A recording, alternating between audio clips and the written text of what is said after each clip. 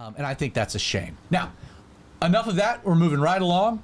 Appreciate the comments. This is kind of working in real time. Ryan, Jamie, wonderful additions to the conversation. We're pivoting to another segment.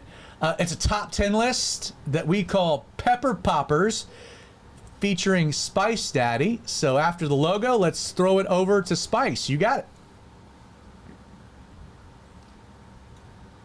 You're on screen. Yeah, now's your time. Yeah, you're on screen. Sorry, I keep looking at this one. It's delayed by 20 seconds. That screen over there is real time. Learning experience. Welcome back, my little Pepper Poppers. It's so good to see you again after so long. That's so funny. Yeah, I love how this segment has morphed, and we're going to get into that in just a second.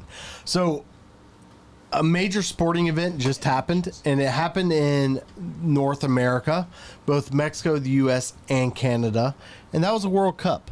I'm not a soccer fan. Nor am I. I think they're a bunch of wussies that flop. Oh, Jim is gonna have. He's gonna be take some umbrage. Dude, soccer is one of the most fun sports to watch, both on TV and in person. I hate unsportsmanlike conduct, which is flopping, and that's why I don't watch the NBA.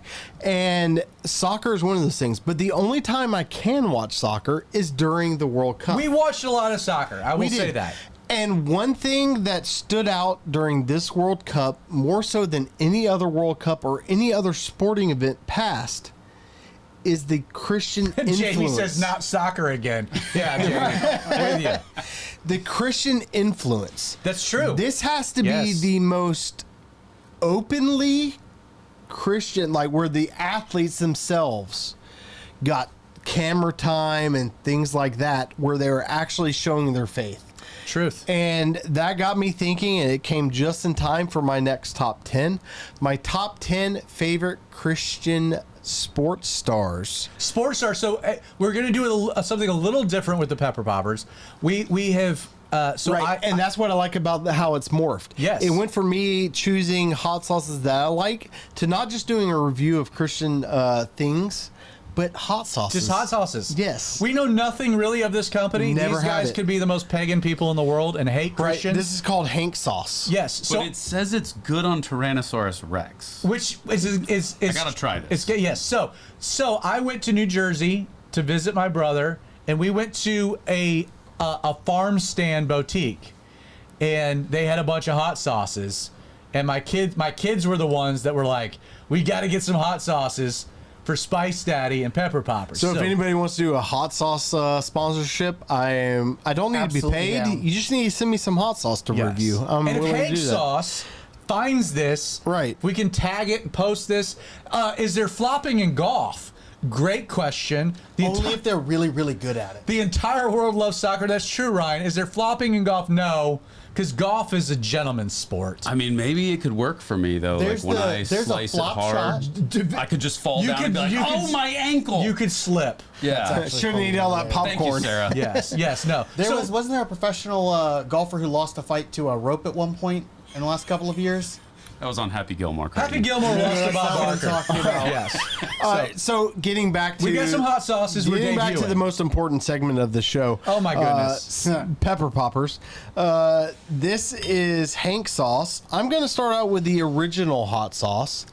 Never had it before. Good starting point. So, again, I am starting with this season with my top 10 Christian sports stars. Now, before you get to number 10, I'm gonna say a little thing. Do you do the hot sauce before or at the end? I do it before. Okay, so as you're getting ready to try it, gotta shake well, because that's what it says on the bottle. Well, so like the one thing that that Spice Daddy is not really thrilled with this company is they do brand themselves as hot sauce for people that don't like hot sauce. Yeah, that's an automatic throw off. But you know what? We're gonna do it anyway. I'm gonna do it anyway because I love hot sauce that much. Jason Kelsey. Travis Kelsey's brother, who was the center for the Philadelphia Eagles, is an investor. They're related to Taylor Swift. Yes, he's now Taylor Swift's brother-in-law. Got it. Cool. So what's the smell? How do we feel about the smell? It's very hot saucy. Well, hey, for people that don't like hot sauce, that seems weird. Yeah, that's right. All right, let's try it. Here we go. Woo, that's a good pour. That's a good, solid hot sauce. Let's hand it to Vinny. Let's get Vinny. Good, solid hot sauce. That'd really go well on wings. Jessica said there is club throwing. There is club throwing. That is true. And Lindsay with a deep cut.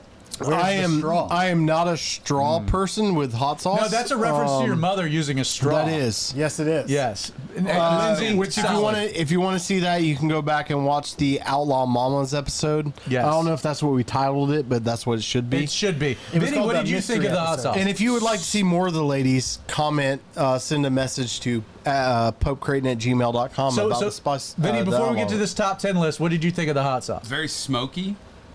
Perfect amount of salt. Yeah. I would put that on anything.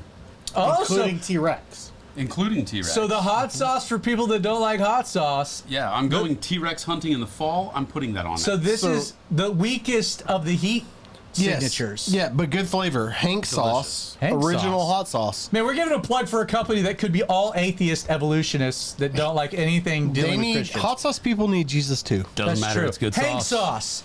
Reach out. We got your back. Top 10. Wait. Camera to here. Number 10. If you know what he's doing, Jamie knows. Sophie Cunningham. Boom. Photo. Don't know much about her. That's such a great until shot, recently, till Zach got her on to me. I got her onto you. Whatever. There's got to be a better way to say that. Whatever. I said what I said. I'm not a WNBA fan. No one is a WNBA fan. I'm not an NBA fan. I'm not a basketball fan in general, except for Michael Jordan. The last time I was a fan of Michael Jordan was Space Jam. Good movie. Yeah. Solid movie. So Sophie Cunningham, you mentioned her that she should be on my top 10. And I was like, I don't know about this. So I did a little bit more research. She plays for the Indiana Fever. She's the enforcer for Caitlin Clark. And she's grown up a devout Christian, baptized as a child. Doesn't mean much, but you shall know them by their fruits. And yes. And she has a lot of fruit. And pre-game rituals to her demeanor before and after in front of the media and things like that. And most recently, she went public saying that there should be no biological men in female sports. She wore a shirt, XXXY, the brand that we've shown on the show. She's rocked their shirts, and she's gotten a ton of flack for it, but standing up for truth. Right. Fruit. And so I think in today's day and age, especially for women, you don't find a lot of women Christian athletes that are in the forefront. Very true.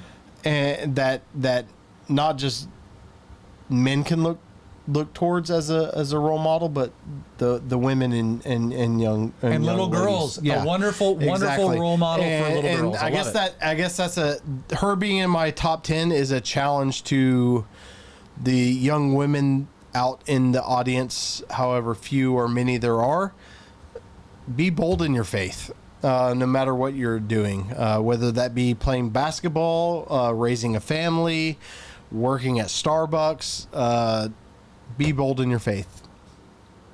Amen. Number 9. This comes from one of my favorite countries. And I've been there once. I got a bunch of friends from there, though. The Philippines. I love the Philippines. I love the Filipino people. Great food, great people, great believers there.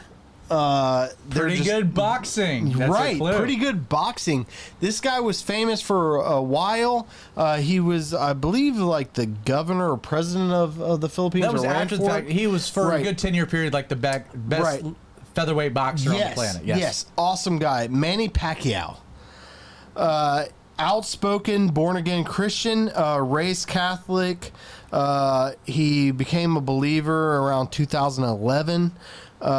Born-again evangelical. He always put God in front of everything he was doing, and he was very outspoken about that. And that just says so much to me, especially in the fighting sports. Yeah. When you can do that. And a little known fact, a lot of the fighting sports people are born-again Christians that are pretty outspoken about their faith. There's a big In MMA in particular, yes. Correct. And I think that shows so much, especially within that sport, of how your faith gives you strength to do things that are very difficult. And fighting is one of those things. Especially with people who are both Christians and into combat sports. A lot of the times when people talk about Christians, they misunderstand what meekness is. And they think that meekness is a form of weakness, when in fact meekness is power under control. Amen. Right. And then a lot of people who do combat sports are very meek people because they can do a great deal of damage if they so choose, and they choose not to. Right. I've been looking into doing medieval MMA. Have you seen that? I haven't. It's awesome. Yeah, I think I'd be really good at it. Moving along, number 8. Are you trying to cut me off about No, medieval? I'm just moving the show along. No, we've done number. So this is 10, 9, 8. right. That is this episode. This is a controversial one because medieval MMA. Check them out.